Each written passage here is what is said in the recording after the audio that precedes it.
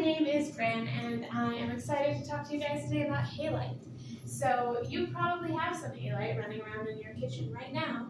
Halite is just common table salt sodium chloride. So if you're trying to memorize your chemical formulas, that one's a really easy one. Halite comes from the Greek word for salt, and it was named by E.F. Blocker in 1847, but at that time it was called halites with an S on the end, and that was later modified by J.D. Danis to just be halite.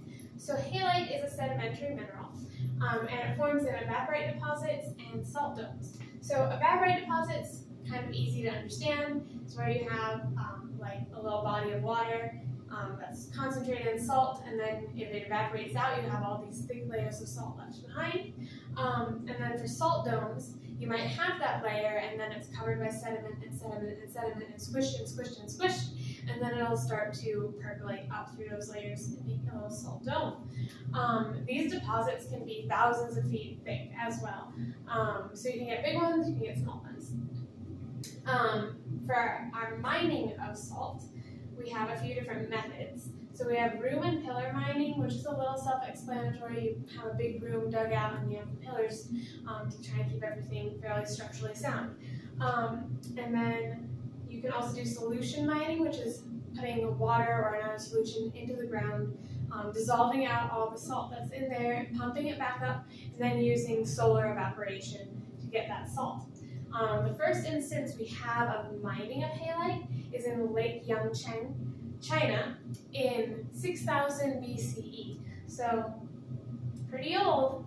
And then another interesting thing is that we can get colorless halite, white halite. You usually see that on your table. Blue, red, pink, yellow, green, or gray. So a full variety, and the colors just come from different inclusions, impurities, other minerals, bacteria, sometimes even radiation.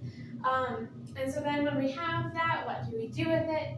40% of our salt goes into chemical industry type stuffs, 40% goes into de-icer for roads, and then the remaining 20% goes into our food, our agriculture, and like rubber and goods. So cool stuff. Let me show you some things. First one, let's just show you a classic little example of halite. Now halite is usually 9 out of 10 times going to be cubic. So you can see that lovely cubic structure there.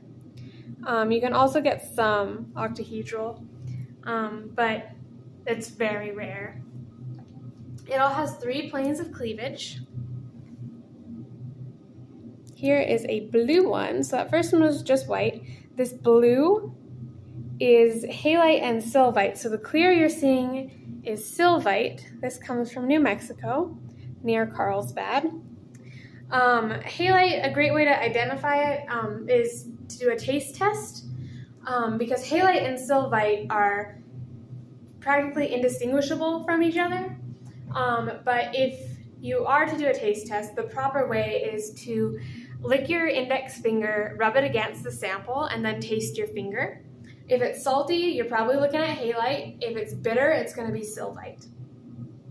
Another cool thing about the blue is that you can get it in New Mexico, like this one, and Canada, and some in France, and there's still some debate over what's causing the blue, but we have it pretty zeroed into K40 decay of sylvite, turning that blue.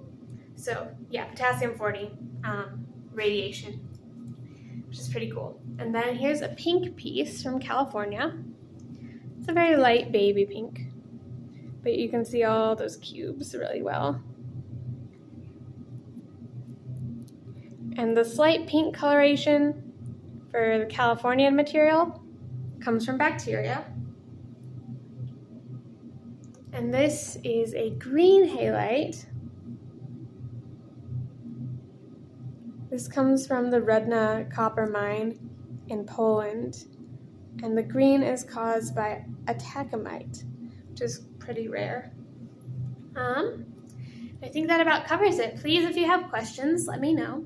Thank you so much for watching my video, and I hope you have a wonderful rest of your day. Please like and subscribe if you feel like it. Bye!